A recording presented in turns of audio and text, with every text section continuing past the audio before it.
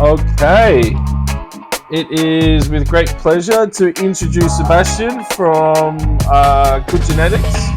Welcome today. Thanks for having me. And we just had a quick chat before. You've been a very busy guy. Um, we'll talk about your genetics soon. But I just want to start basic because I intend that like a lot of the people that watch this are from where I am in Australia, and there's not a whole lot of education out there. And I'm sure you've been asked this 1,000 times, but you're clearly you're an organic grower yet? Yes, Yeah, 100%. yeah. So what's your preferred method of growing? I like to let the plants do their thing, you know what I mean? I just like to help a little bit here and there, like enough, the most amount of life possible, you know. Obviously, that comes then, if you have a lot of life, you can have all sorts of life, you know what I mean? But as Yeah, long as you keep everything in a balance and healthy and, a lot of people, like you see them, they're like, I was just on my bike through the city, and then they go into their grow room and they're showing, that's why I don't go in my grow room, because there's like this bug on here, like this. So I'm like, shit, that's not me, man. That's just not yeah. me. It's just always going to be, I want to be in nature, with nature, have nature around me, mimic nature as good as I can, just have living and life around me. Yeah. It's. I mean, I was telling you earlier how I studied horticulture. The reason why I got into it, I used to be a chef before then, and it was such a toxic environment, and I felt so much happier and healthier in nature. So that's what sort of led me in that journey, as well as cannabis. Um, but yeah, it's interesting. So there's a lot of different forms of organic growing out there. Do you like dry amendments, compost tea? Do you like to build your own soil, naturally? Like, what do you prefer? It's all about the amount of time and effort you want to put into it, Yeah, Like, obviously, you buy organic bottled nutrients. Like, that's how I started growing, basically, right? yeah, Not building any soil or anything, just getting a light mix and get bottled nutrients, just as if you would kind of grow synthetic or salt-based. And so there's a lot of ferments in there, yeah, how they get that. So, and that's the quick fix. You're just basically you're not like going the long way, but also you need to refuel it and refuel it and refuel it. So the goal is obviously to be as natural as possible. That means you need to have as big containers as possible, and yeah, ideally speaking, beds. But then you deal with beds and you want to take maybe photos of that plant, and you want to be accessible and want to get to it. Maybe you're breeding, maybe you're doing, like, so it's very depending on what are you doing, kind of, like my yeah, ideal setup is like what is it called, yellow skunk.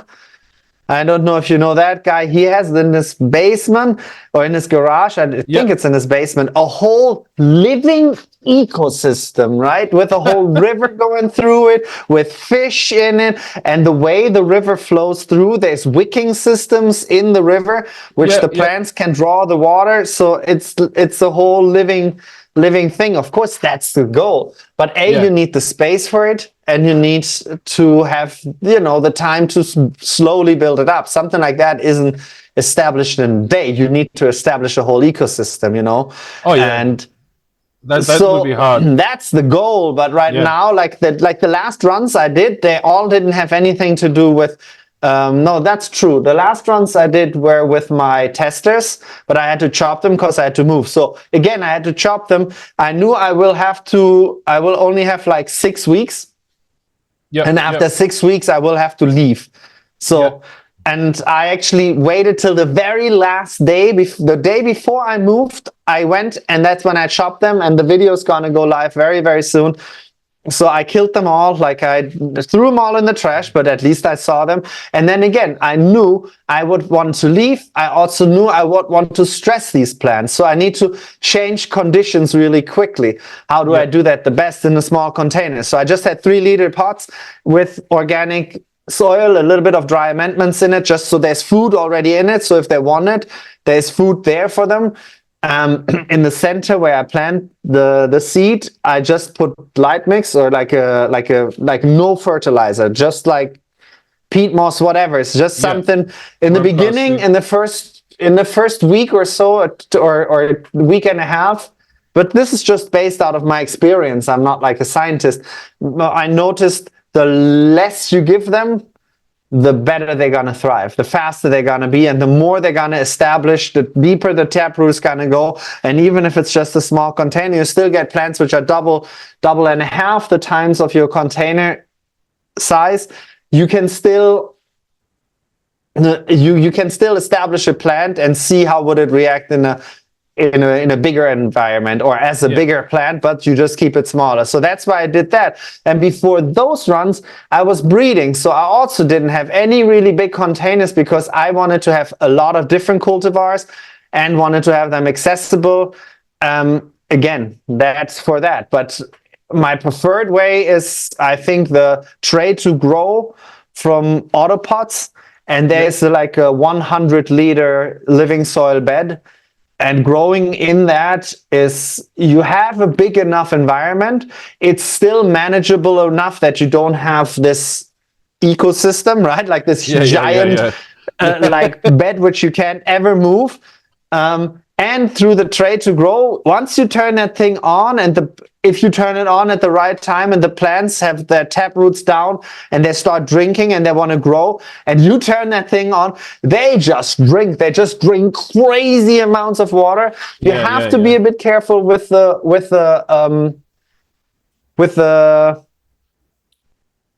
humidity inside, because you have such a big bed and you just pump water in, and the plant drinks like crazy. It also transpires, so you do need to have some good ventilation and dehumidification for it. But if you have that in control, this is my opinion how you grow real big monster plants. You can just have 1 or 2 plants in this 100-liter pot, and they're just gonna fill up a whole tent, no matter what the size of the tent is, you know. And even autoflowers, I never had a pound auto before, but then with the super booth, I had 2 of them, and I think I harvested near to a kilo out of, and that was a 120 by 90 centimeter tent, you know. So it was very efficient. It was, I yielded more of those 2 plants in that one run than of my big 150 by 150, where I was running photo periods back to back.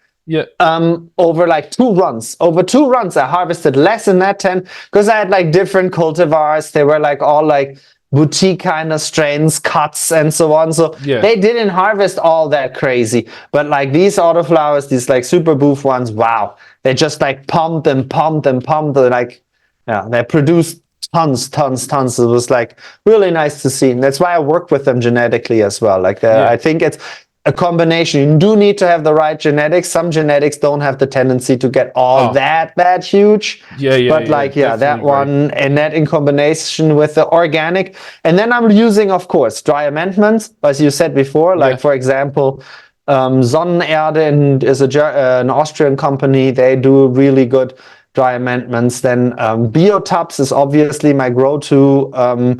Biotubs, they make those like taps. You like put them in the soil depending on how big the bed is or how many plants you have, and it's like a long, slow release fertilizer. And they also do the organic liquid nutrients, so the ferments, the compost teas, all of that. Like, in my ideal world, I like to use these liquid bottles the least amount of possible.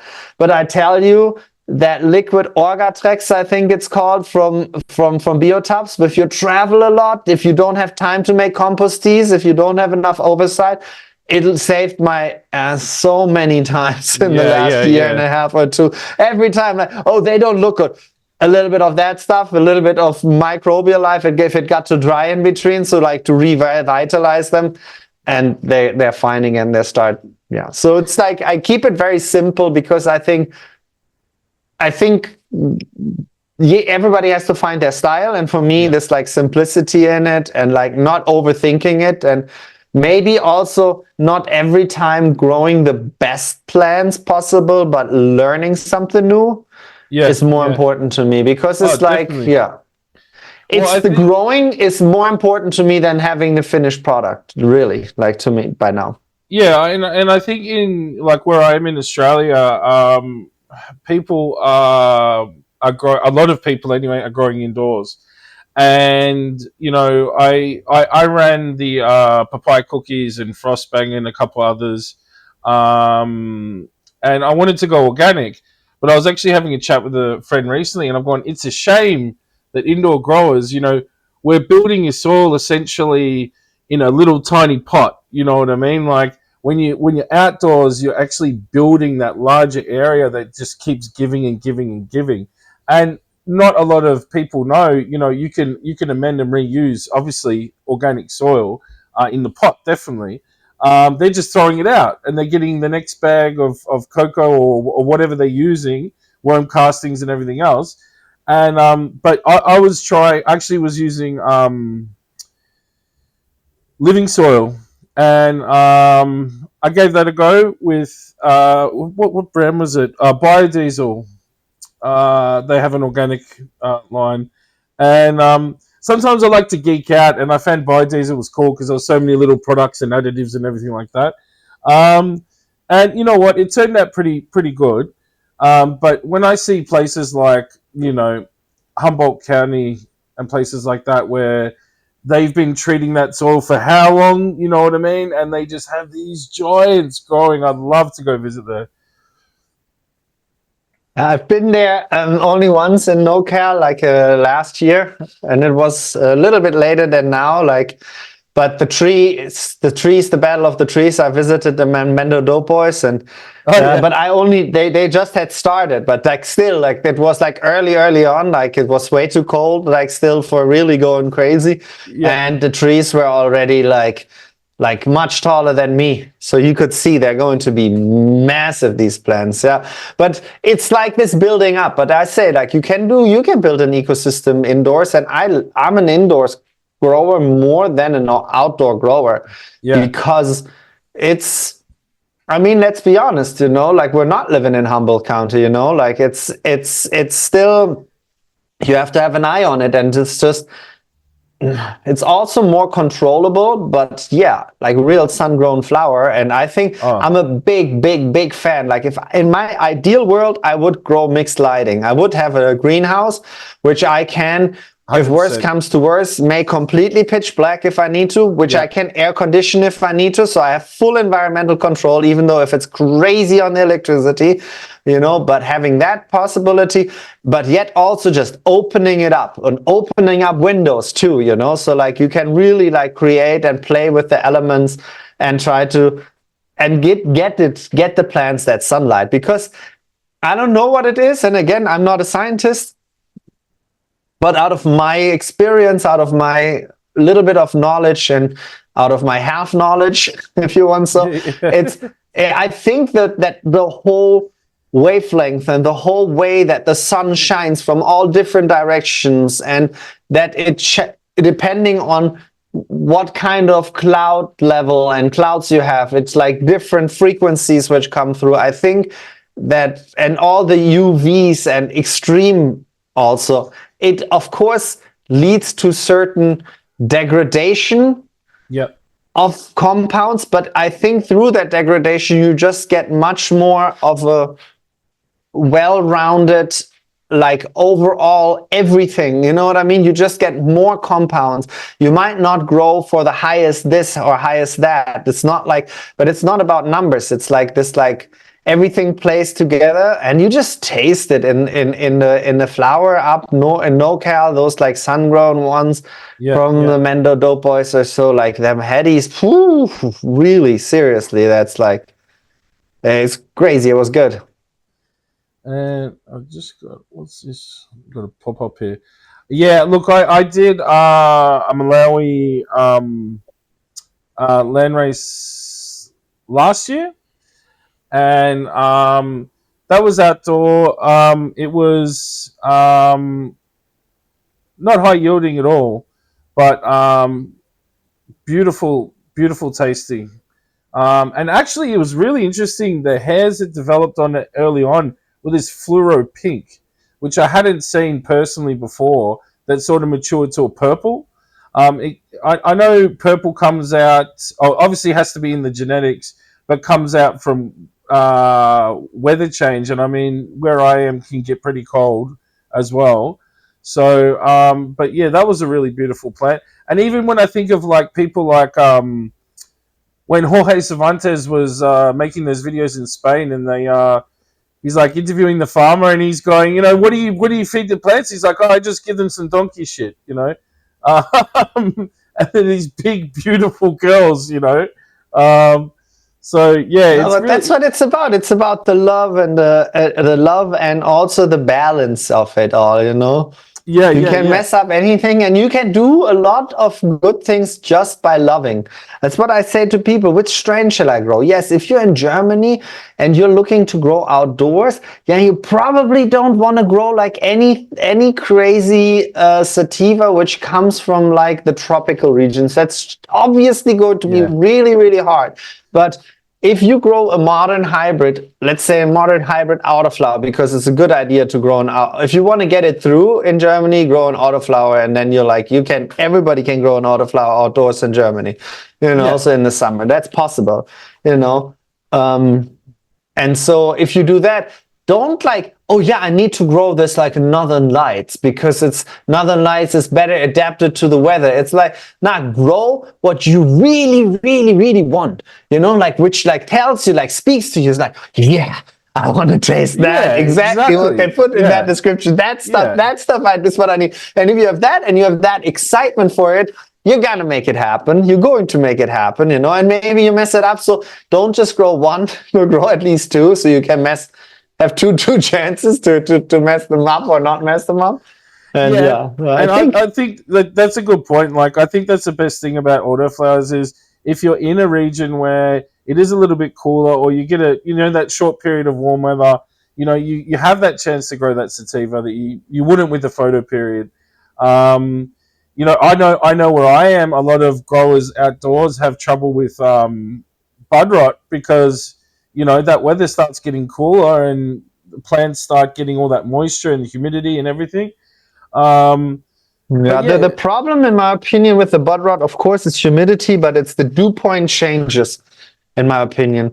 So you basically have warm buds, but it gets like the dew point changes, and then the humidity gets like real crazy, and then it's like the water condenses inside of the bud, and that's where it starts. So it's still warm enough for mold to grow, but it's like it's a I, real issue. I had like I had my outdoor grow last summer, and I'm talking about a region where it's usually really like not really dry, but dry. Like yeah, yeah. it's not like very rainy, but it's been very rainy in this past season. And one of those first ones, I had my outdoors, and it wasn't quite time to harvest. Maybe if you would have harvested in mind that you want to fresh freeze it, I should have, but I was going on a trip for 10 days. And the second day I was gone. That was the biggest summer or early fall, like, no, not early fall. Yeah, fall thunderstorm of the history. And Oh, so it like poured on these things. And the next day it was 30 degrees Celsius again, right? yeah, So I knew they were wet. They were like, dripping in moisture. It is already prime time when they start to like, maturing up. It's harder to keep them off mold anyway. And now it's get beaten with the sun. Like I knew when I came home, and I wanted to make a video, but like obviously that's not going to happen now. But maybe one day I'll still find some of that footage still and pull it up because, yeah. There's like some interesting footage for sure. yeah, definitely. Yeah, it's so funny. Like, I remember a couple of years ago, we had this really bad hailstorm, and there's just hail pelting down, and I'm running through a hailstorm, going no, and I'm just grabbing my girls and trying to get them under cover, and I actually, one of them completely split 4 ways. Like it was just down to it was hanging on by a thread, and I thought I'm That's gonna leave it. terrible. I'm gonna leave it and see what happens. And actually, somehow I don't know how it kept going. It super cropped her.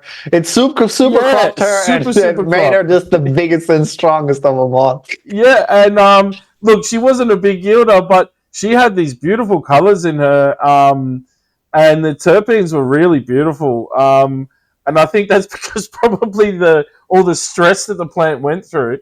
Um, but yeah, it's oh yeah, I can think of so many occasions like that. But trying to think what.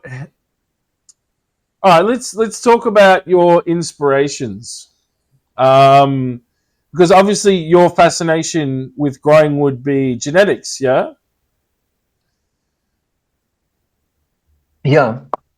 So I think when I was like 18, 19, and we had this discussed genetics in school, I was really fascinated by it, and it really like changed my whole perspective into biology. It didn't click quite yet at that point and fall into place where it all connects and comes together, because you're very confused at that age. All you think about is, in my case, was consuming weed. yeah, yeah, Women and partying, so like more or less. And like I was in that environment, and I was left to pick what I'm gonna do. And I was thinking about studying biology, like to basically just to go into genetics, to go into microbiology, because it just had fascinated me. But then I was like, at one point I was just like, but wait, then, and that's my short-mindedness as an 18-year-old, and I didn't fall all into place. Then I'm gonna be in a lab all the time. I don't yeah, want to be in a lab. That's not what I want to do. yeah, So like it like took a little bit different routes to realize that I wanted to go in like event management and media. Obviously, always music and media was always a big part of me. Film, recording, that all of that is actually the only book when I went to university to study business, which like another topics, business IT basically. The only book I really read during that whole time was a book about how to write a screenplay, right? I went to the library, rented that book, and all the rest of the time I made music. I like did like a project with my friend music wise, and stayed up way too late, consumed way too much cannabis, and just did that. And then I went into radio, and that's how I went into that media path. And I always been a person, I go down a route, and then I'm like, there's not much right and left for me. So like that's how.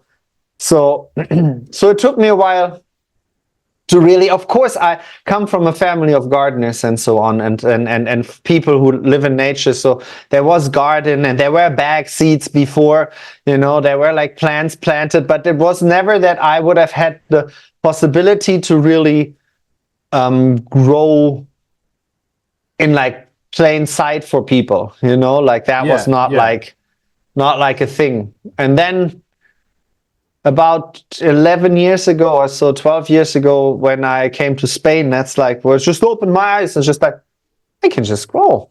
It's just like, it's everywhere. It's just like, we're just like, hey, here are some seeds. Okay, cool, let's grow them, like literally like, that would be so, and it was so nice awesome. weather. It was inspiring. You didn't have to like worry about like starting indoors right away.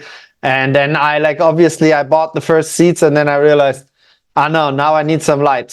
So then I just started my first seeds, and from beginning on, it was clear that I didn't just want to grow. I was from beginning on thinking, no, I want to combine this with that. I don't want to just grow this.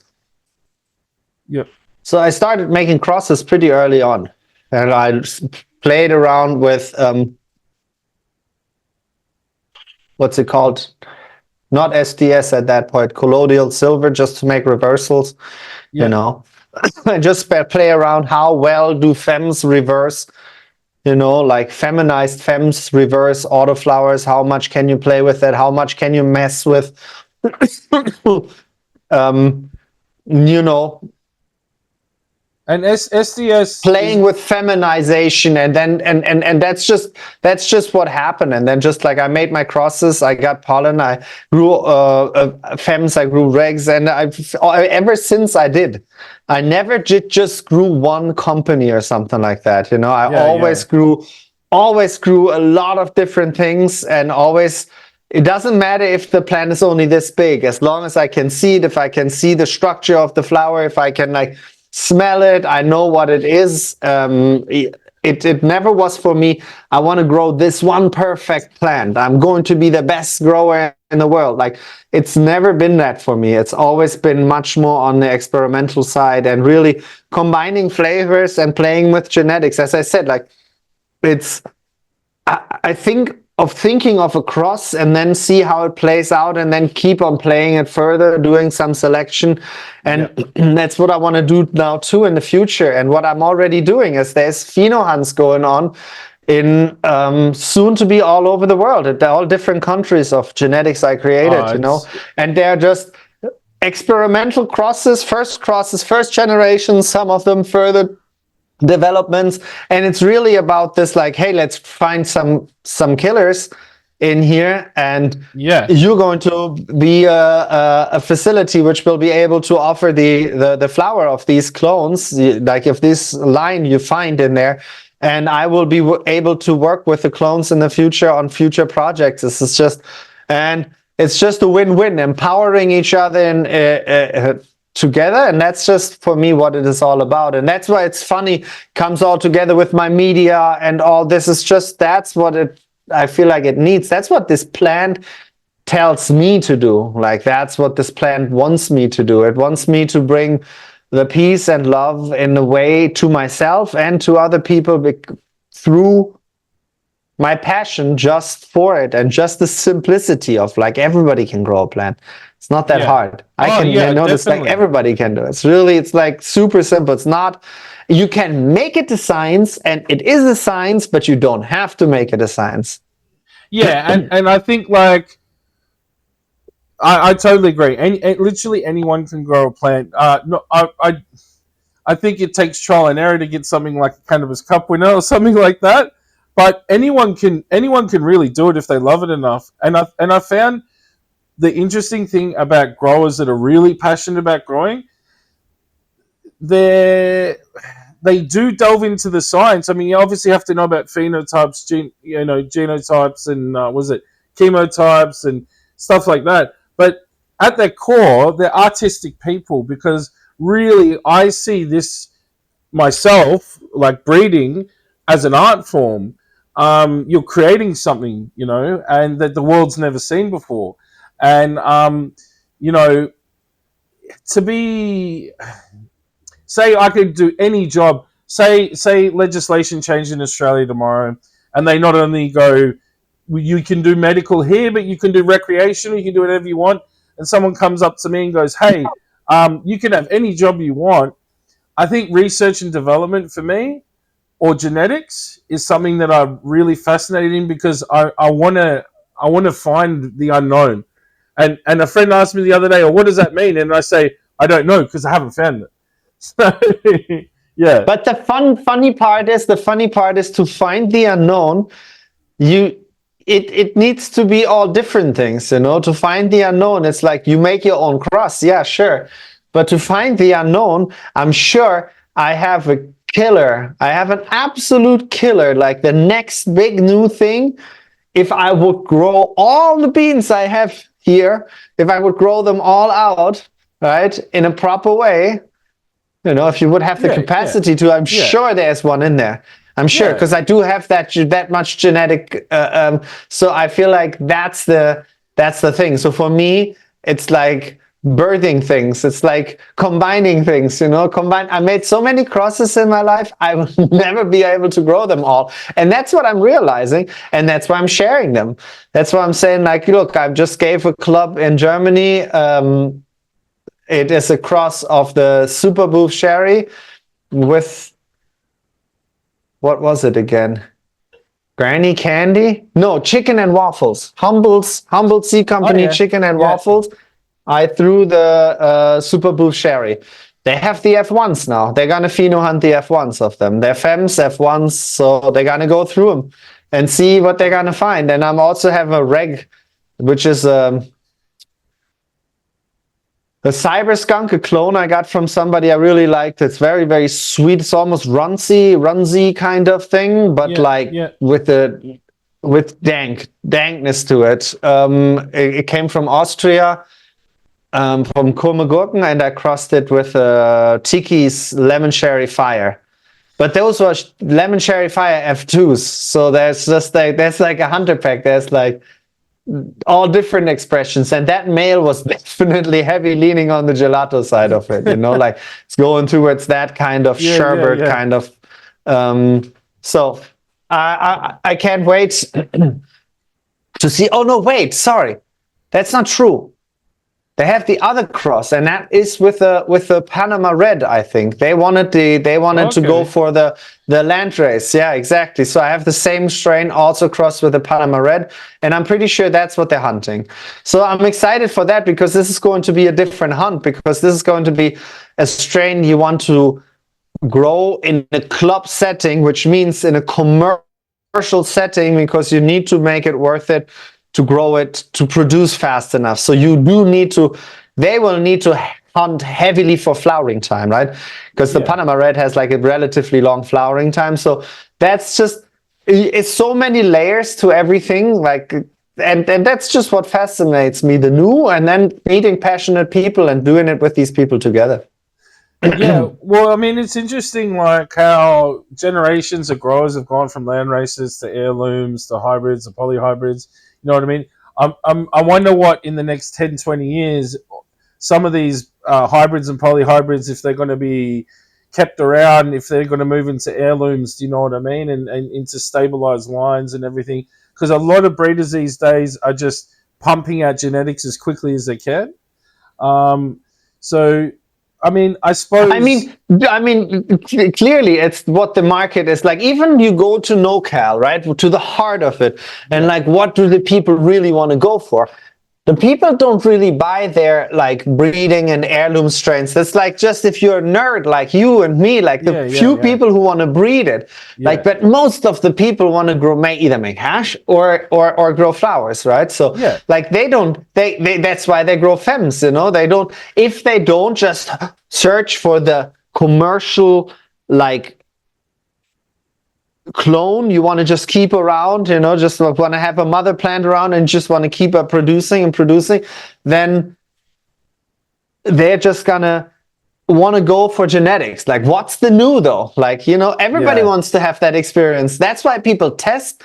That's, I mean, what I'm doing, I'm not yeah, like, yeah. these strains I'm putting out right now, they're not like long developed strains. They're F1 crosses, they're like brand new. I've Straight out made the them gate. Yeah, just yeah, coming in, but this is like, I didn't want to, a lot of companies do that regardless. They might not talk about it. They send them out as testers, or they just test a few themselves, very, very small populations, and they just put them out. Like, it's like, but I don't want to do it in that way. I've always been a big fan of testing because I tested myself. Testing is fun.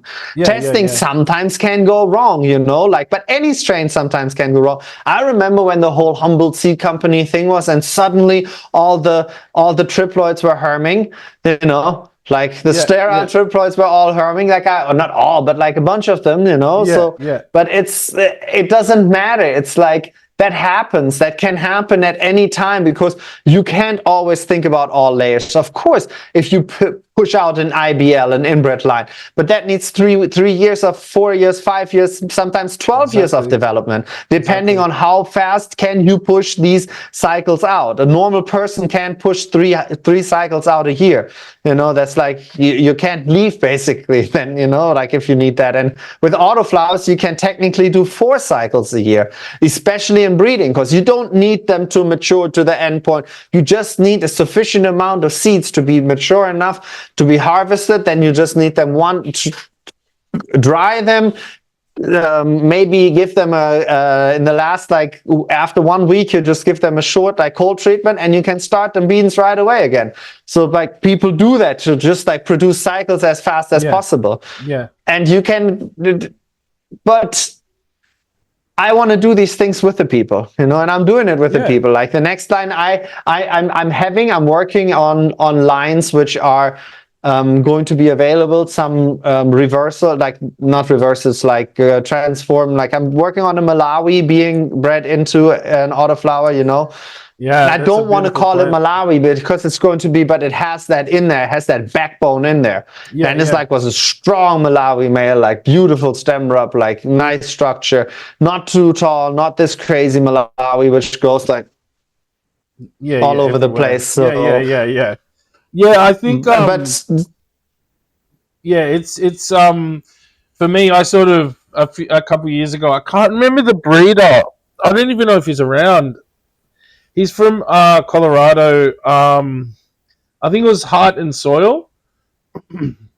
okay, I got some landrace strains off him. So one of them was Malawi. nice. The other one was it Hindu Kush, or Afghan Hindu Kush. Nice. Yeah, for me, I sort of look at it and I think, well, look, you've got to you got to do what you want to do. B, you got to do also what they want to do. But at the end of the day, a lot of, and I've seen a lot of these strains coming out, especially in America, and I could be wrong, but they have all appeared to have that same terpene profile. They're not delving out very far. It's sort of like Handy gas. Yeah, exactly. And like out of the hundreds of terpenes you could be using, it seems to be that repetitive, 5, maybe 10 terpenes. You know what I mean? Well, I mean, for me, I have to be honest. It's like I dig it though, because I consume these extract, and like if you combine them right, you can have literally something like passion fruit, something like apple cake, something like if you find the right strains and you know how to extract, it's like I got this blackberry rosin, and I swear I'm sniffing it like I'm sniffing on glue. It's empty. There's not a dab, like not a full dab left anymore. But I sometimes I still go like it's aromatherapy, and I'm into these candy terps. I do dig them. I did have some SFOG. I just recently got my fingers on, grown by a friend, and I put that in my PAX 4, man, and suddenly I know, that's what I was missing. My weed is just like my last weed I harvested myself is like probably that super boof, and I harvested that like 8 months ago, 9 months ago. Like it went through like full on summer. It gets in growth bags, but growth bags like they work magnificently. But if it's hot, it's hot. It doesn't help. Like degradation happens when it's hot. Even if so, and they were not always under ideal conditions in terms of the outdoor. Indoors, yes, because they're sealed. But on the outdoor conditions, then that works on it. Well, we get to 40 but degrees. So I got that on me, and I put it in, and it was not candy at all, but it was dang. It was dank. It hit hard. It was like richer, like got a full lung. I was like, whoa, this is like better than a dab right now. And I haven't had that in a long time. So I'm excited going like with the teching at my PAX 4 and testing some dank weed, because yes, what you're saying, a lot of candy gases around, and I like it. I dig it. But there's also a lot of other good weed, and I'm stacking up on some genetics to work that into some. I mean, I'm always going to do autos because I love autos, but autos is not all what I'm going to do. Like I'm going to release Rex, I'm going to release Fems, I'm going to release experimental things, and I'm going to do this with the community. I don't want to just be that another breeder. I want to be a community of people doing things together. And that means I'm already working with other people together. And I think that whatever other people would say, oh, this is your white label.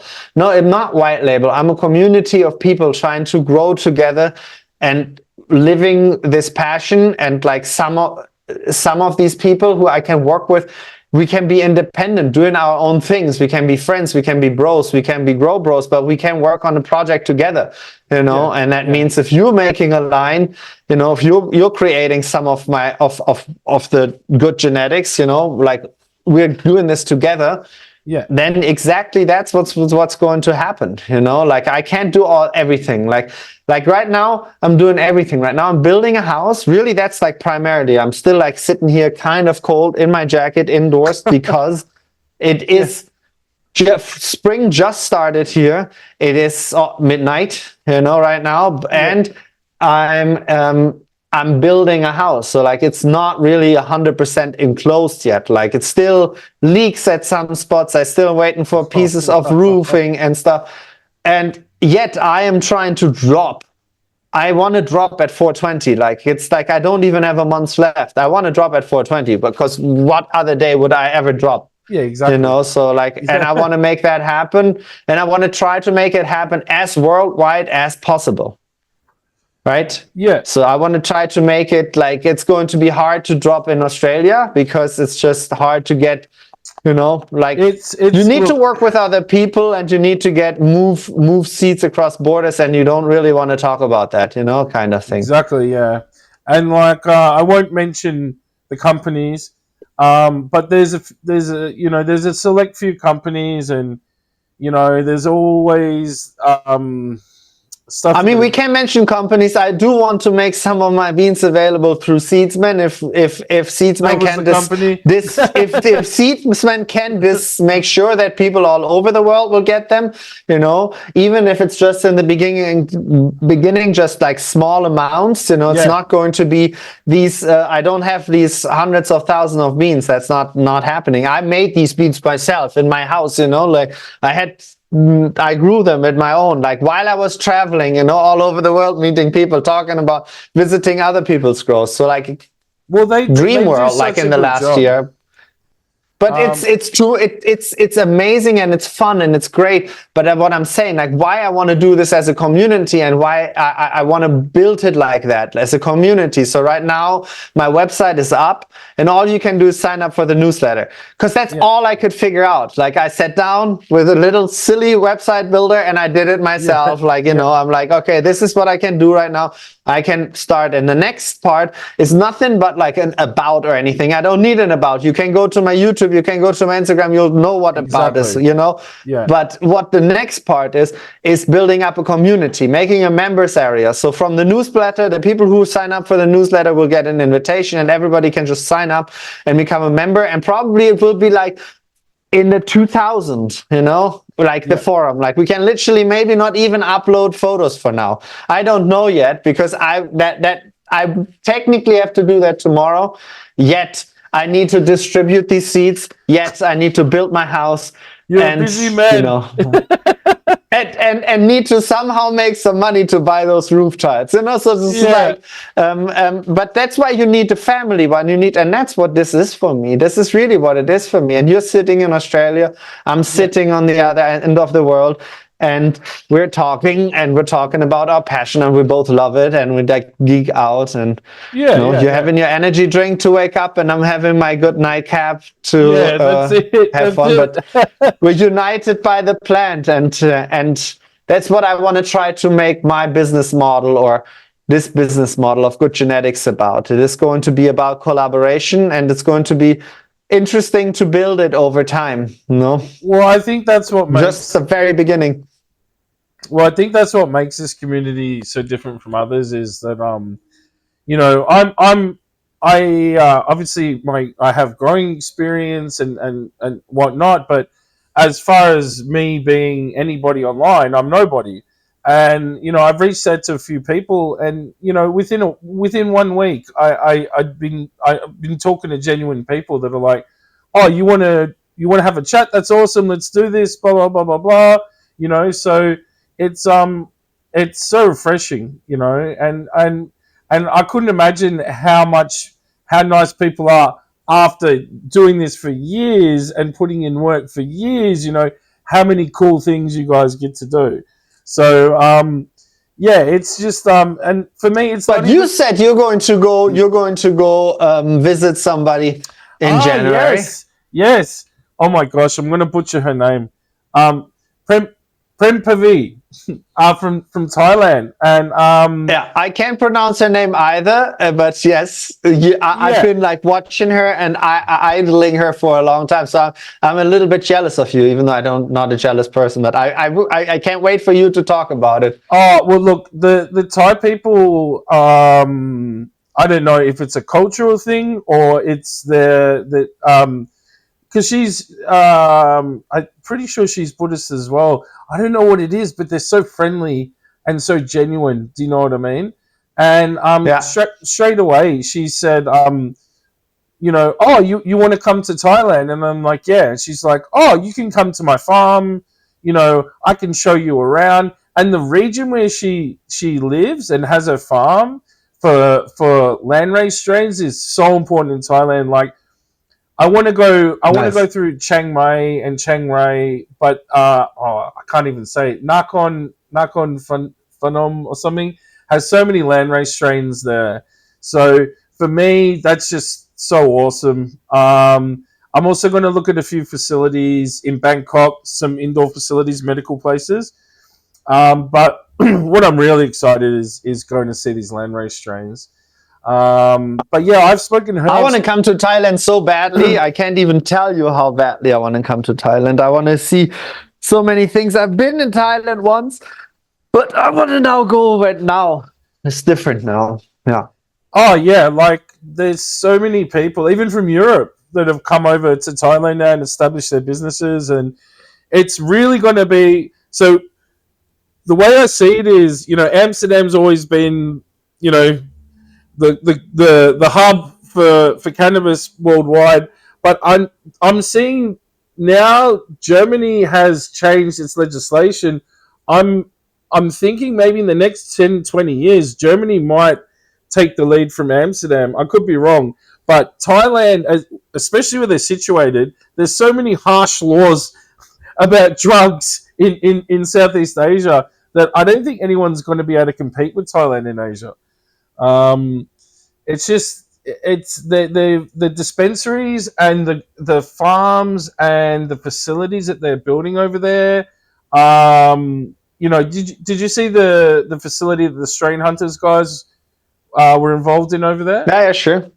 Yeah, I Oh, can. I wanna visit Ion at one point there. I do want to come over to Thailand. I've met many people. I'm in contact. I'm working with people who are uh, going to bring product into the market from Thailand very soon. So yeah, I'm also excited about that. Like collaborating on all different levels. And as I said, like I said the word seedsman. Yeah, I want to make work with them and want to make my products available through them because I've always been appreciating what they do because they're empowering people all over the world just by the sheer fact that no matter where you are, Seedsman can somehow get product to you. You know what I mean?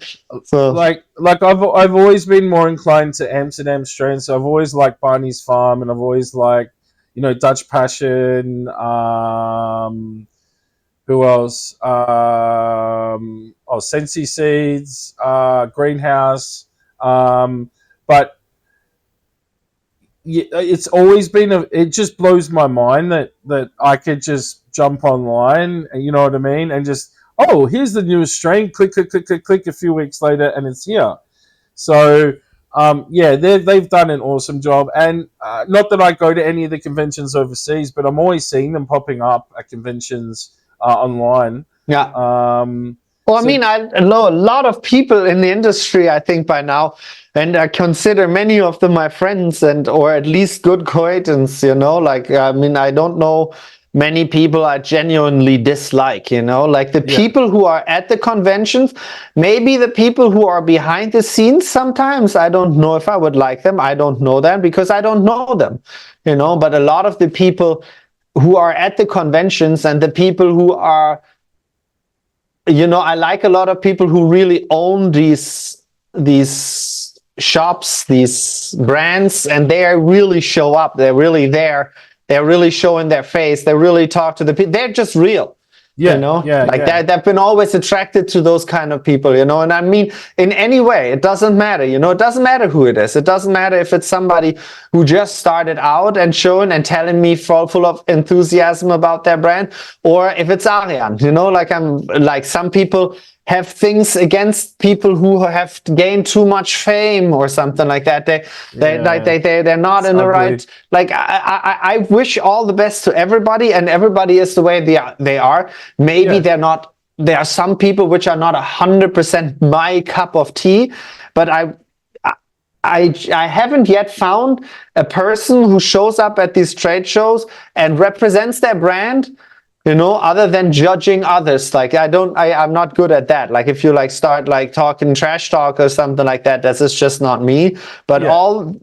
if it's not about that, then I have not met anybody who I wouldn't at least respect and enjoy a conversation with to some degree. So like, and that's like what it is to me. That's why I love going to these trade shows and stuff. I think Well, you when meet people, and that's why we're talking, and that's why you can't even get a word in between. no, no, no, it's awesome. It just No, shows but how like, I passionate mean, you that's are. just like, yeah, it's Yeah, just, I thrive on it. I enjoy it very much. It fills me with joy, and like, it somehow sparks in me a lot of positivity and love and life. And I think that's what this plant is about. I think, yeah. Look. Look. I was very fortunate.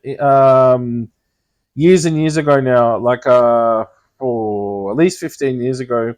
So my older cousin used to be part of the hemp party in Australia, and I won't say what position, but it was up the top, and just to keep my identity.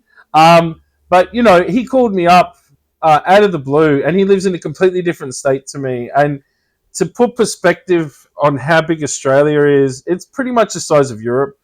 And he's just called me up, and he's like, "Hey, cuz, I just got an old nightclub um, on where was it? It was in Adelaide, on Hindley Street in Adelaide, which is like the main strip." And I said, "Oh, what are you doing? You're opening a nightclub?" He said, "No, no, no, no, no, no, no. I'm opening a bong shop." And bong shops, well, the bongs are actually illegal in Australia. You know, we have to sell them as oil pourers, or you know, we have to get creative. Do you know what I mean? They never used to be when I that's was young. disgusting. Yeah, but What so about e-rigs? yeah. Oh, look, you can get them, but they So I They're think marketed differently. yeah, yeah, yeah. So you know, within that 24 hours, I'm on a plane, and you know, I'm living in a bong shop now. And I'm meeting. We're going to all these 420 marches and all these.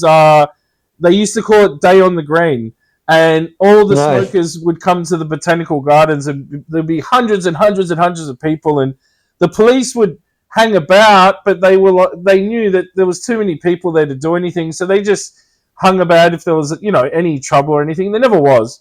Of course And I got not. It's yeah, weed. It yeah, never is any yeah, trouble. you know, and It's yeah, we just got to meet all these growers, all this the these problem. smokers. Yeah, exactly. But yeah, we got to meet all these growers, all these smokers, and I have to say, if anyone's thinking of coming to Australia, Adelaide has the best weed by far. There's home growers in Melbourne where I am that will do extracts. Do you know what I mean? Mainly it's the people that grow it. But Adelaide's been right there at the forefront with dabs and everything since they came out. You know, every time I go to Adelaide to visit my cousin or any of his friends, the first thing they fill up a rig and just I don't smoke dabs regularly, so I just get absolutely obliterated. And yeah, it's just I think that was the first city that I went to in Australia where they're like, oh, this is lemon haze, try it, and I smoke it and go, oh, I can taste the lemon, Melbourne This is what really, I just had, by the way. Just to interrupt you 1 second. This is what I yeah, just had, by the way, was the Orange Sherbet Auto hash, winner of the ooh, American Autoflower Cup 2025 from my very dear friend Derek. aka Good Body Flowers. So this is the last bits and pieces left of that. That's still from that entry. I still got some of that. I think I'm the only person in the world who Yeah, gets to yeah. still enjoy that. But While this is also for my dear friend Chubbs, I have to give Chubbs a shout out to, which is the GG4 Sherbet winner of the 2025 Calyx Cup. And that one, I personally, like, if Fastbuds isn't faster than me, then I will probably make that into an autoflower. I still have a few beans of her here, even of the original batch, which I really enjoyed for her, the F1 batch. I believe so. I don't know. Like, I have like a few seeds of her left that just come reverse her, self one of them. And how do you store them? Do you just keep them somewhere dark or? Yeah, I mean, let's see if everything's like, because I just moved. Like, I do usually keep my seeds in my fridge, but I just moved and my fridge is not that big anymore, and I just decided to, just the seeds which go out for the drop, they're stored in the fridge, just for long-term storage, Yeah. And now they're gonna be. They actually today I started sorting them for shipping them out, counting them and stuff like that. Yeah. And they're gonna go out this week, and then they're going to be distributed to different shipping locations, and then let's see. Organize this drop. If anyone isn't familiar with your genetics, you're all about guava, aren't you? At the moment. I mean, this line. I mean, like, I'm all about everything, but this drop is going to be the G line. So it's going to be the G for the guava, the G line, and it's going to be. I mean, I've been like around a lot of autos, and for me, it was obviously I worked with Fastbuds for a long time, and of course, it was about the genetics I could identify with the most with them, and so I selected this guava, and it was 7 beans, 7 males, and I kept the best around, and it was actually the best male or the best reversal. I kept a couple around, actually 3 around, because I wanted some genetic diversity in it, because it's my F1. So if I cross and if I keep that genetic diversity in the beginning, for me personally is better, because then I don't make it as close cycle as if I start S1ing, like selfing it right away. It's like, you can do that, but like I wouldn't do it in the first generation, like personally. And so one of them was a twin. Oh, sorry. Yes, I made my SDS. So one of them was a twin, the main one, which was the biggest pollen producer, and I made sure it pollinated every plant. That's the one I moved around everywhere. That was a twin, and it was a purple pheno, green pheno twin, just growing next to each other. The green pheno was smaller, purple pheno was bigger, so I like this. It's like perfect. It's one coming out of one seed, but it's like a green and a purple pheno, so it's like, perfect. And apparently a lot of the genetics are coming out purple, like the Mango Runs cross is definitely like a purple. This is something I will keep developing now. Like, I think I will start working fairly soon on the further development of that Mango Runs cross, because I love mango, and the parents where the Mango Runs was fairly small plants, but very terpy plants, and I don't care about yield as much. Really, it's for me, like, if the flavor is right, I don't care. I personally don't like to have one big cola like that, because then if the buds all touch each other, in my opinion, they grow together and they're not quite as pretty as if I keep boutique kind of size, like 2-gram nuggets. That's like the perfect nugget size for me. Like, that's like where I want it to be. Anyway, so like work on that one. So right now, yes, the cross was the guava. But next ones will be other ones. There will be other crosses like that with other genetics. I really appreciate, and I like learned to appreciate over the years. And then the development of reversals, like making, not reversals, how do I say it correctly? What's the correct term? Actually, the transforming it, like making out of a photo period, developing a new autoflower variety. Like, I'm like, my brain is like right now not fully functioning. Oh, you mean starting from from a photo period plant with a hemp plant or ruderalis. Yeah, exactly. But like, for Yeah. example, what I did with the Malawi, which I'm going to keep on working, like making that into transforming that into an autoflower, like making those crosses, develop them further. But of course, you need space for that, and you need to have the right conditions for that. So it's yet to decide which in this house will be my one project, because I will only work on one project at a time here. So it's very, very, very limited. Like maybe I'll have to have a community vote for that, which is the one I will personally take on. You know what I mean? Yeah. Before I will have a way to have a partner, to have a facility, maybe to work on the stuff. So all this is to come. Let's see where it's going to lead me to. Well, yeah, I think that's the hardest thing, because you can only do so much at a time, and you're already doing a lot. So yeah, it's. Yeah, but that's why I'm doing this guava line, and I think out of these 8 crosses I made, and I'm going to split the drop in 2, so there will be the first drop, and the permanent G will be in there, and the mango runs will be in there as well. The Mendo Breath G will be in there, and the banana G as well. So those ones will be the first drop, and then the second will be the grape, because it's the grape gas and the double grape and the jelly donuts. And then as the fourth one will be this the Sunday Thumper. I might talk to crossed with the G. I might talk to my new friend about getting you some mango. Mama loves mango. Papa too. Yeah. Mango is good, man. Mango is delicious. Mango. I'm sourcing right now my favorite. Like I can tell you, I'm trying to source right now some of that Zamango from Das Night Owl.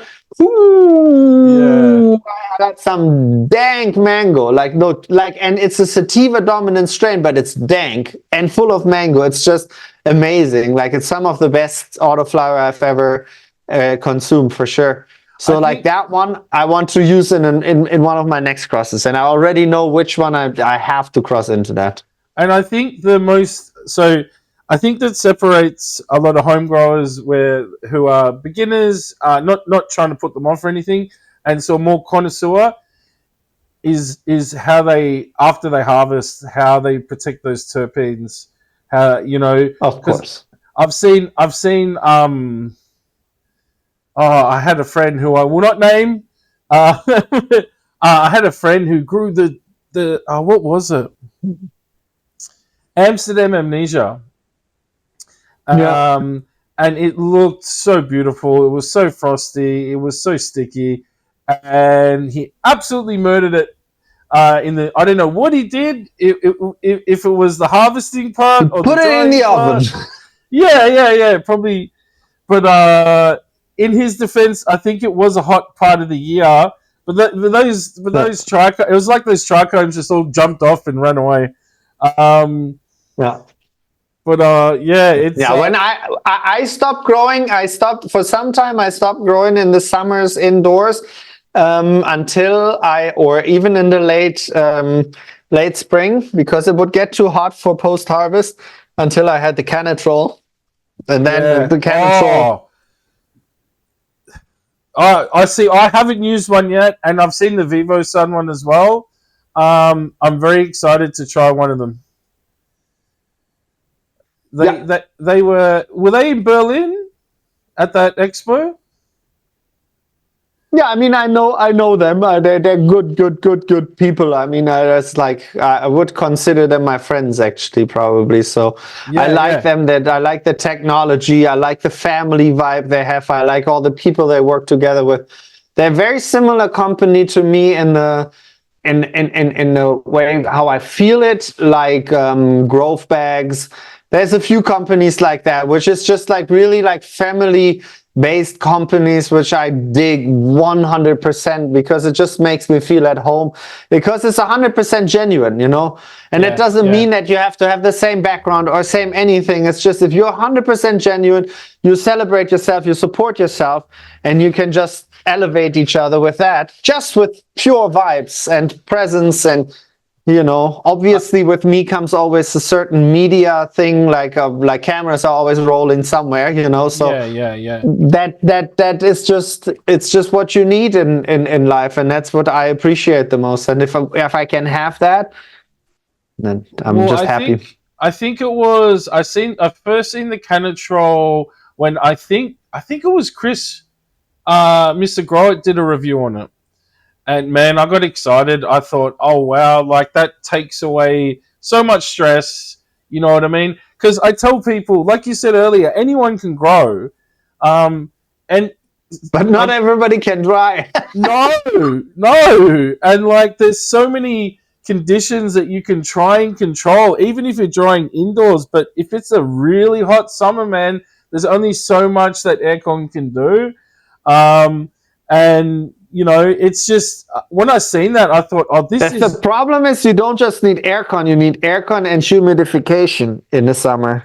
You exactly. know, like you And still need to rehumidify, or you need to. In Germany, we have the dry firm bags. I think if you're like drying in the summer and you don't have a Canatrol, like you can put it in dry firm bags. So that just will yeah, just reduce the harshness of the impact. It's yeah, basically a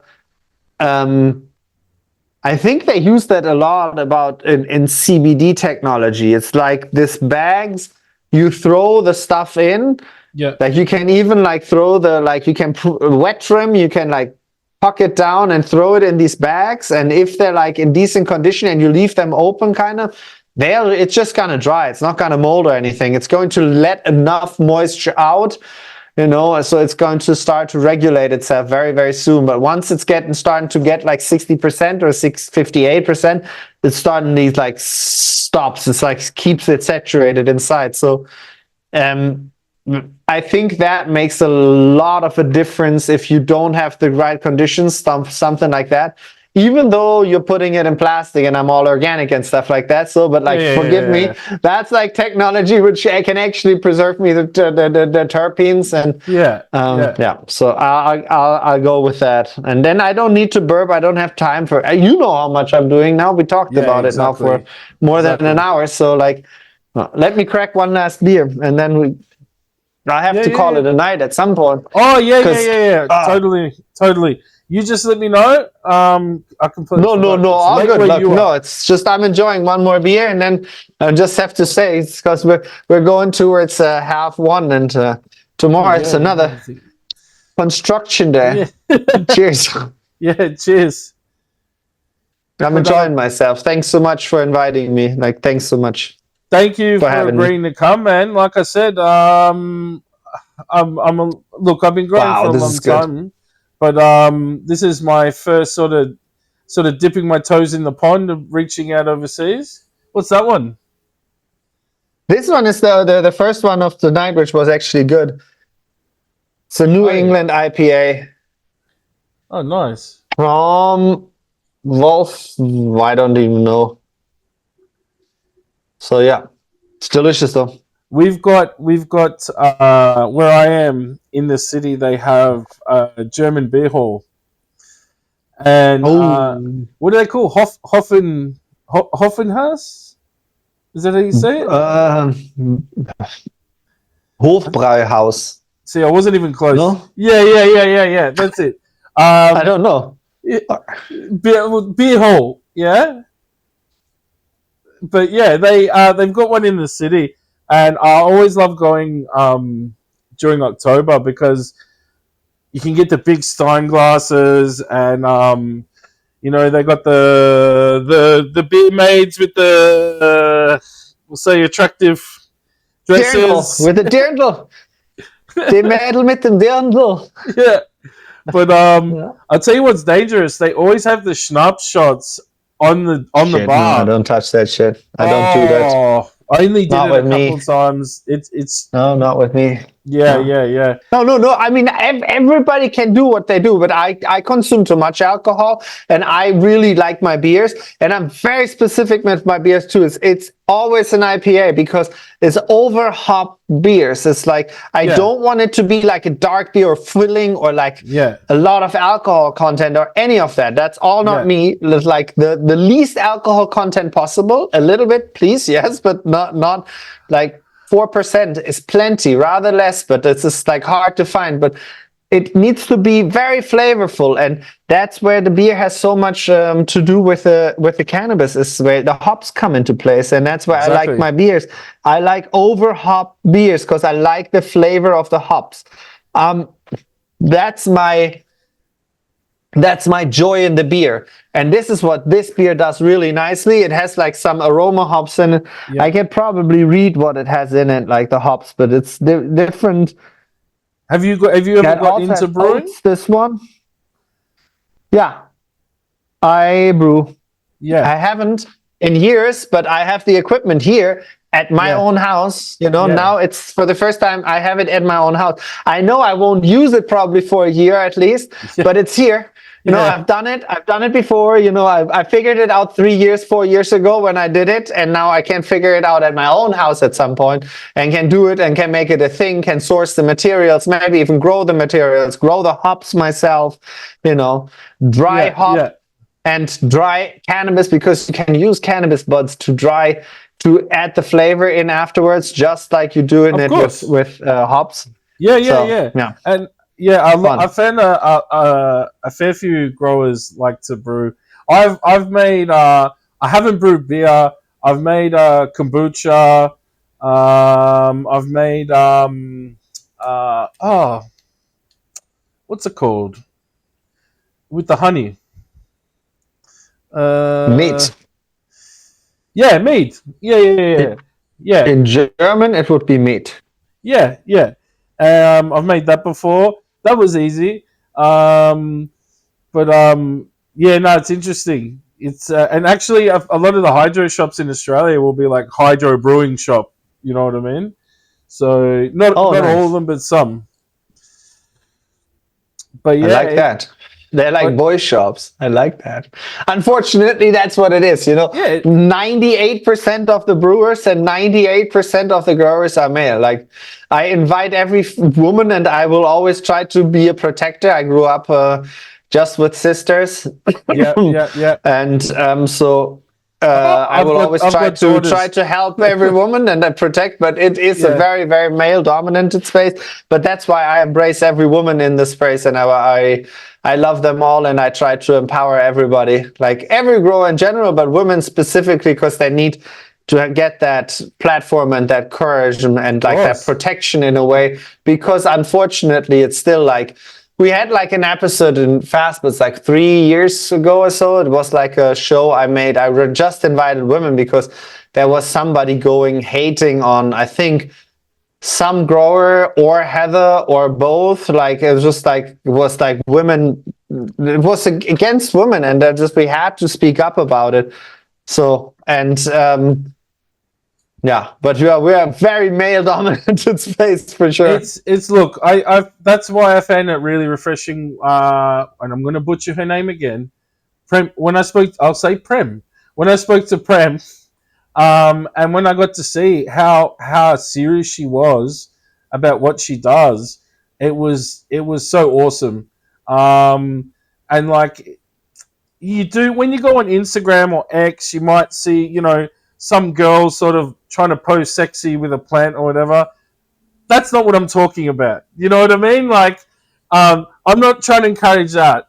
I just think it's awesome because, like I said, I have two daughters, and I don't want to get myself in trouble, but I don't discourage them from. I'm not talking about consuming. I'm talking about learning, cultivating, um, and I just think it's awesome that when they can stand up in the industry, like you said, full of men, and be noticed. So yeah, 100%. No, I mean, it's like for me, cultivation. Look, I moved here. I bought a place.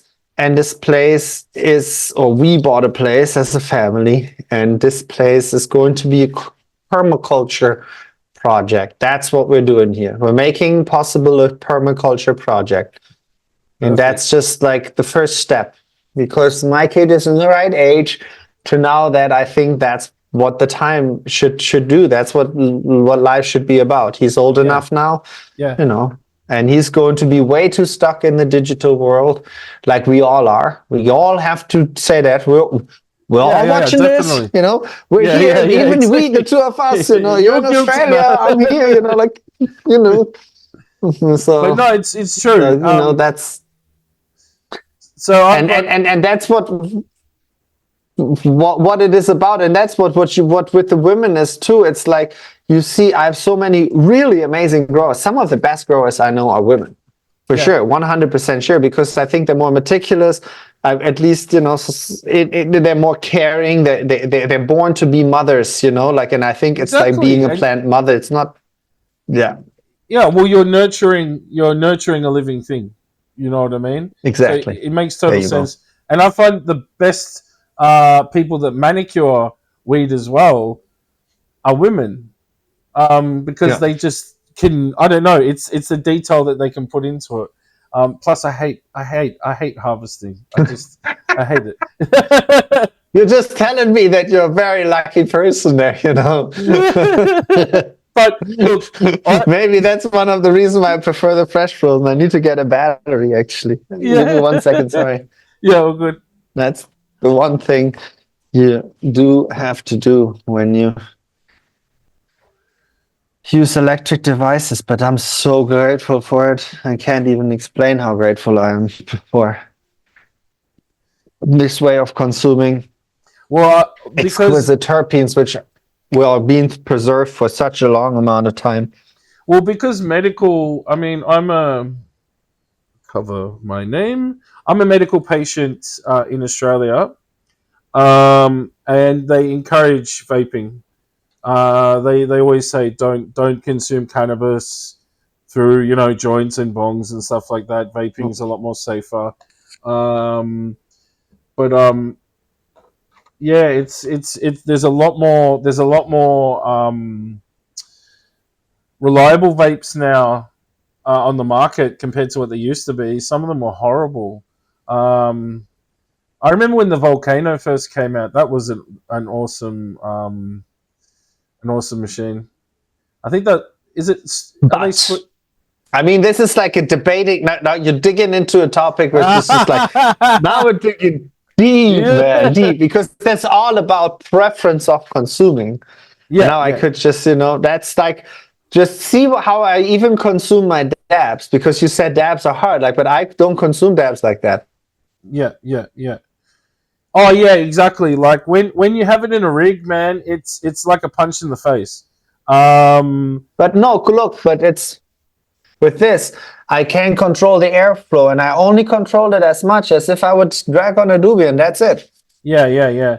Oh look, extracts, you're going to get that. And it's first in my mouth, and then I'm inhaling, and then I blow it out. So I taste it like I have a doobie, and that's what it is for me. I have to be honest, I was a cigarette smoker. I smoked sometimes 50, 60 cigarettes a day.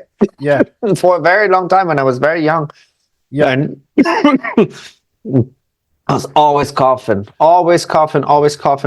And so for me, that sensation of inhaling something, not directly, I never liked that. I never hit bongs. I'm just not that type of smoker. Yeah. I like to drag on something, have the flavor in my mouth. It's almost like taking a sip of something, and then it's like I'm not pouring this down my throat either, you know. Yeah. I mean, well, I think so that's just. Well, I was fortunate. So my dad's actually Greek, and I was fortunate to go over there when I was younger. And the one thing I found about Europe was everybody smokes. And they're so, well, when I was there, I don't know about now, they were so cheap. You know, I'm in Australia right now. We are the highest tax country for cigarettes in the world. So, you know, a lot of people, I don't even know how much cigarettes cost anymore because I haven't smoked in so long. But if you want to get like a pouch of tobacco, it's upwards of $100. So it's really a luxury now. Yeah. It's really a luxury now for people over here. Whereas when I was in Athens, what €2 or something would have got you a pack, and you can get a pack of 5 cigarettes, 10 cigarettes, 20. There's so many different kinds. But yeah, that's what I found. Like even in the airport, people were standing under no smoking signs in Athens, smoking cigarettes. They just smoked everywhere. But yeah, that's another thing. 100%. But so yeah, for me but that's the way of how I consume. So that's why the Volcano is an amazing device. I used it and I use it anytime because it's amazing. But it's not for me because it's all about inhaling something. I'm not gonna drag on a Volcano like on a doobie, right? So like it's not my way of consuming. So yes, I enjoy it, I do it, and it tastes nice, but it's never going to taste the same because I don't get the concentrated amount of it in my mouth first before I add air from the outside and get it into my lungs, because that's what I want to do, and that's why I'm such a big fan of the packs. And it doesn't matter if it was the PAX 3, the PAX Plus, the new PAX Mini, or now the PAX 4.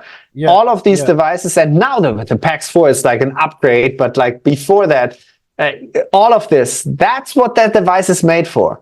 And that's where Storz and Bickel, for me, now can still, up to this date, convince me, give me one in my hand, which it can replace that feeling, but I need to have that feeling that I have the control over the airflow and that I can kick it at any time, that I can close it, that I can ensure that look, that's what I'm doing with this. Like you can just rip on it, and you can just rip on it and hardcore rip it, and it's gonna work. But for me, I'm closing the airflow constantly, like with tap-in. And that way, that's just my way of consuming, and that's why I go with this device, which is the Focus V Aris, and the PAX 4 right now. Those are my two devices, how I consume concentrates or flowers. I don't have other ones. Convince me or that there's better ones, but for me, if you give me a rig which I will have to rip, sure, I can do that, but I won't enjoy it like as if I could just taste it like this in like small sips, because that's like how I roll. Because if I just rip it, I'm just going to be blasted away, but I will not have the flavor sensation in any way. So I'm just very specific. I think, but everybody does things all one way, and that's what this is with growing too, no? Like you grow. But you grow because you are doing it your way, and you want to learn from here and there, but you're going to go your way. And if you enjoy that path, that's like how you become a good grower, and how you enjoy what you're doing, and how you grow happy plants because you're going to be happy. But if you just constantly go left and right, and I think, everybody's always like telling these people, there's some people they're like always just talking this only their way and the highway. It's funny. Not so many people I've met. Like they all talk about these people, but I haven't met many of them. I'm sure they're around. I'm sure they're around, and they all have their place to be. But I refuse to see the hate at all, and try to embrace the positivity, and just keep on going that way, because it's just, that's what this plant is giving me. Yeah. I think, like, for me, that's the best thing about growing, is there's so many ways to do it. Like, I have experimented in so many ways with deep water culture, with circulating deep water culture, cocoa, soil, anything that I can get my hands on, synthetic, organic. At the moment, I'm using, what do they call it, bioponic, which is a mixture of organic and synthetic nutrients together. Synganic. I love it. Great approach. Yeah. And I mean, I love organic. I love the idea. And I don't just grow cannabis, I grow vegetables and stuff like that. Like when I was a young boy, I'd follow my grandpa around, and he'd have tomatoes in a greenhouse, and all these other vegetables. It was my grandma for me. For me, it was my grandma. Yeah. So I love the idea of growing fresh organic vegetables that you can consume at home. Grow and consume at home. Same with cannabis as well. But I think also there's a lot of people out there that are like, oh, synthetic's nasty. You know what I mean? For me, I think sometimes when you need a quick hit on your plant, you know what I mean? You need to fix a deficiency quickly or something like that. Synthetic has its place. But the nutrients I'm using right now, I've got a bottle somewhere. Oh, it's probably outside. It's awesome. And I've been really happy with it. And I use cocoa, so And it's like an A/B solution, or what are you using? How many different products are you mixing? It's A/B for veg, and it's got a separate C, which is I believe is like the CalMag, and then it's got one flour. So it's very simple. It's pH balance. I use cocoa. I'm normally the sort of guy that pH tests everything and anything. I've stopped doing that now with this nutrient because it's just so reliable. The plants, even to the very late stages of bloom, are that deep, lush green. They're really healthy. And yeah, I'm happy with that right now.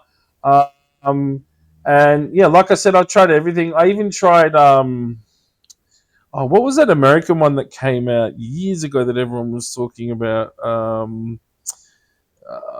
I can't remember it off the top of my head. They were sort of the first one saying, "Oh, it's pH balance." That was before I knew what pH buffering was. I have to be honest with you.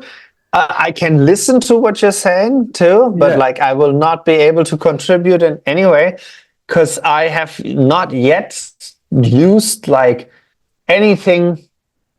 I don't think I've ever pH'd any of my water, like seriously, ever. Like, no, I'm not joking. Like I've never pH'd anything.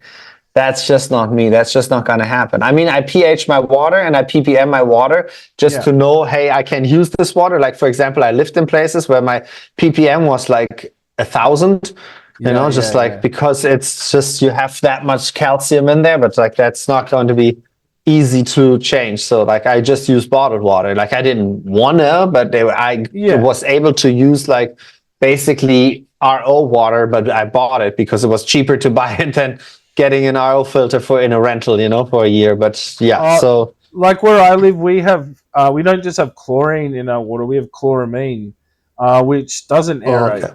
So normally you can just aerate your water overnight, and the chlorine, evaporates. But I go out and I buy there's a special filter that filters it out. It's stronger than like the regular charcoal filters, but it's look, if you're using compost teas and dry amendments and that, I suppose pH wouldn't be as important, would it? Yeah, I just would not use any of that water because the ppm was too high and I didn't have it analyzed what was what. And I knew that water was just like, I knew that was like treated water. There was chlorine in the water. I had access to water, which was for a farm water at that point too. But like I could also not use that because it also had a very high ppm and I didn't know what was all in it. So I was just using bottled waters, and then I aerate. I just use the aeration when I make compost teas, of course. Yeah. And I like to make those more from scratch. I do appreciate when you get all the ingredients, like a prefixed one, like Bio Tubs has them too. They're very easy to go. But you use those, and you use a little bit of your own like compost and like leaf mold and stuff you have on your own property. Like then you put the. You've just opened a can of worms. Like the one thing that I've been starting to read about is it Jadam? Have you heard of Jadam? No. Korean natural farming. Oh yeah, sure. Yeah. So they Good Body Flowers, the guy who made this, the guy where this is made. This is made with his own Korean natural farming and build a soil and I don't know what else. Like really it's amazing. it's so crazy. On the Fastbuds YouTube channel, you can see a video where Ed Rosenthal is testing it. This is the orange sherbet, so check that out. Yeah, yeah, I gave it definitely. to Ed Rosenthal. Yeah, but the Korean natural farming I think is awesome because you're turning essentially waste into nutrients. Yeah.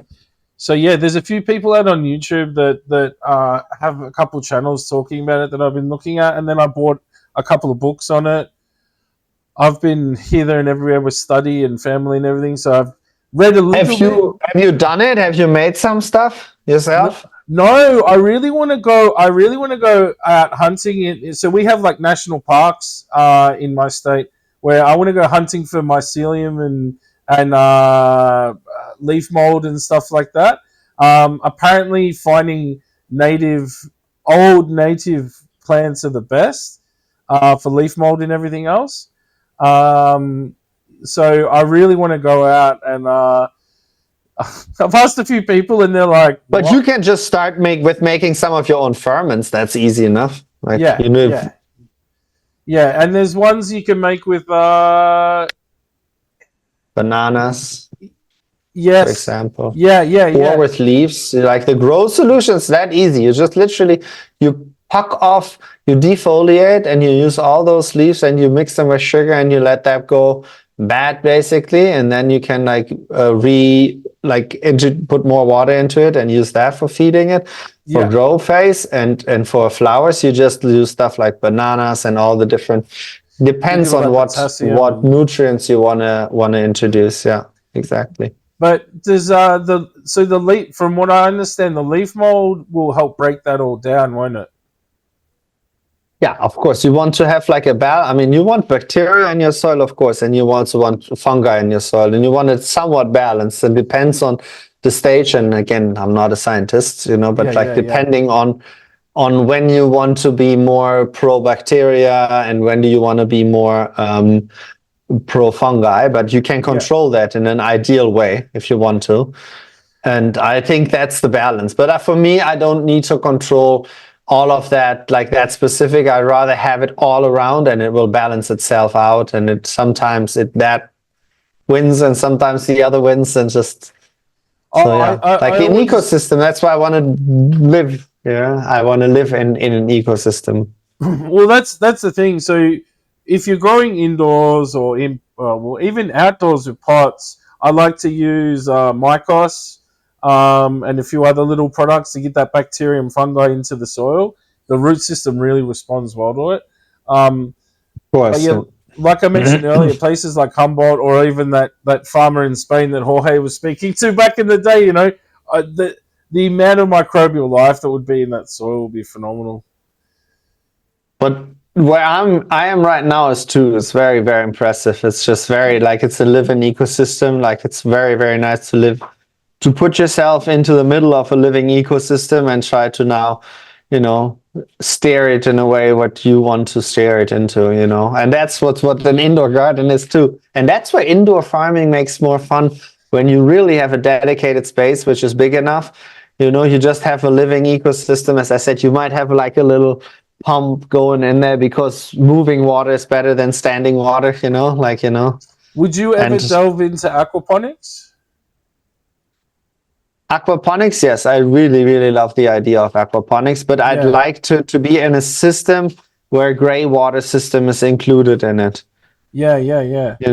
Like you want to have your gray water going out into an aquaponic system down the line, like you first have a whole gray water system, and then once the gray water is good enough, it can go into the aquaponic system. So you refeed it, so you repurpose your water. That's what I'd love to do. And I even, the move was with 2 fish, because those fish, they produce beautiful water to water your plants with.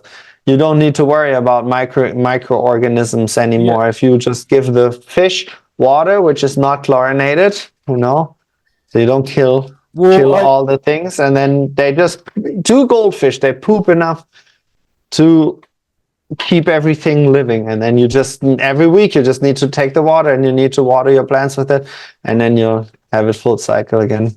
Yeah, like that. I think that's the coolest thing about aquaponics, and also, when I did horticulture, we studied briefly. What was it, aquatic management, and we had 4 or 5 ponds, and we would have there was a huge glass house, and all the nasty runoff would go into the first pond, and we would water test it. And by the time we got to the end pond, all the plants and all the macro and micro vertebrae had dissipated all of the chemicals and sludge and everything to the point where the last pond was pretty much it was drinkable water. um, and it's just so it's just it sort of fascinates me how when you have a functioning ecosystem like that, how it all works and how delicate it is and how balanced it is. It's it'd be You better interesting. have to explain me all how to do all that stuff, because I gotta do it Oh, really soon here. well, you could even create they're called living pools, where you can make a pool and filter your pool with plants. So the water gets pumped through behind the plants and then comes through. Also, one of those is the idea. That's also been planned already for years. Yeah, Yeah, yeah, yeah. yeah. I I've don't know if always I'm wanted gonna one of make it them. happen, but that's the dream. Yeah, for sure. Yeah, yeah. But yeah, I think I've taken up enough of your time. It's probably what time is it where you are? Thanks for having me. 1 o'clock, close to 1 o'clock. Oh well, no, Like, you let need me to see get if I some can turn. No, rest. this is empty. Maybe I'll have a last. Maybe I'll have a last dab with you. My Yeah, last sip go of my for it. last beer, and then. Yeah, but just thanks for having me. This is just amazing. Yeah, we drifted off. We talked a lot about everything, and I've obviously gotten pretty high enjoying your company here and taking up people's time. But it's Likewise. that's what it's like. If you want to know what my life and what my dedication for everything, I talked a lot about nature. I want to make ecosystems, and I want to work with people together. I want to do things together. Yet I want to do what I want to do. Yeah, You know, yeah, without interfering, without hurting anybody. I don't want to hurt anybody. No, that's why I am where I am. That's why I am in a place where I want to create a permaculture thing. You know, I want to create that project, and I want to create that as a family with my loved ones, animals and human, yeah, yeah, and but I want to make it in a global way. I want to spread that vibe and that hope to spark in people things. That's what I think that's what I try to live for, and that's like, I guess that's what I try to give my son, you know, for his life, and I think that's important to me. yeah. And I think it's awesome when nowadays on the commercial level, anyway, in Australia, they're trying to push more organic, integrated pest management programs, and we're not going to be destroying the environment. Um, and I try this, like, obviously, with gnats and a lot of other pests with growing even indoors. Gnats can be nasty. I'll always try to lean towards things like neem oil. Try to keep it organic. um, but because there are some nasty products on the Nematodes, market. Yeah, predator nematodes. yeah. You Predatorial don't bugs. need neem, because neem destroys a lot of your ecosystem. Like, you want some insects, you want some of the organisms which don't like neem. And if you overdo neem in a root system, because that's where you want to go after nematodes, then it might reflect slightly in your product afterwards, out of my experience. And so I prefer either nematodes, and Yeah, also I mean, I don't know what Dr. Symes really is, but it doesn't really affect what you're doing. But like, yeah, I don't know. It's really hard to get here on this part of the world. But Dr. Symes, like, I've had samples, and hey, Dr. Symes, please hit me up. yeah, Send me some of your samples, yeah, because I'd like to promote you. You know, I yeah, really yeah, explain me how it actually works. You know, like, if you want to like expose that a little bit, yeah, you know, yeah, without yeah. like giving away product which they work for, and they love like predators, like predator mites, predator nematodes, just something which kills the larvae. Basically, it's like it fights off whatever is there. That works for me quite well.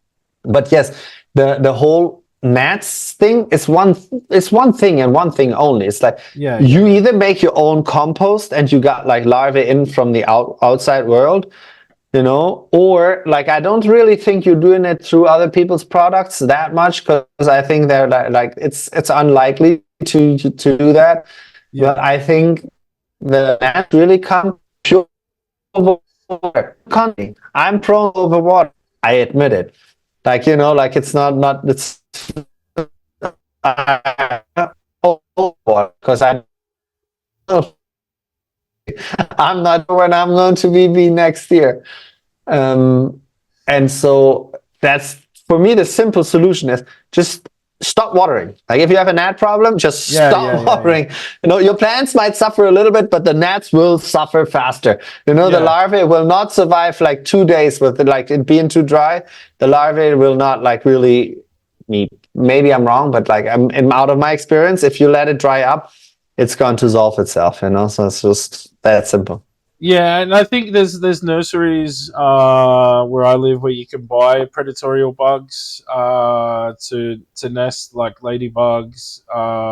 What is it? Silver, the little wasps. I can't remember what they're called. Oh yeah. But yeah, there's heaps of them, and they're really good. But yeah, I just got a nice. The wind just blew in and. Oh, yeah. That smells nice. I saw it moving. I saw it moving. Yeah. But it was beautiful. Yeah, no, honestly, I'm really genuinely thankful that you took the time. This is actually my first interview, so congratulations. There'll be many local interviews in Australia that I've got coming up. Also with she's gonna hate me. Prim. I hope I'm saying it right. Prem. And also Chad Westport as well from Washington. I'm gonna have a chat with him as well. Cool. And yeah, I'm just finding this community is just, there's a lot of genuine people out there, and it's just so awesome. Well, I'm very glad I could be here tonight. You know, I was very glad I was able to be your first guest, because I think I went a little bit overboard, but I really enjoyed myself, and that's what it's all about for me. It's like being genuine, sharing things with people, doing things together with people. You know, celebrating the plant, having a good time, spreading love, and knowledge, always knowledge, and opinion. It's important, you know, like everybody has an opinion on something. Like every opinion should be told. Yeah, you know? I'm all for that. I'm all for that. As long as you're respectful and you're loving and you're giving, then yeah. So thanks for having me. My pleasure. Thank you for coming. And yeah, hopefully keep the communication open. 100%. Well, don't forget to check out my website. I think you have that down there somewhere, right? And like also my socials.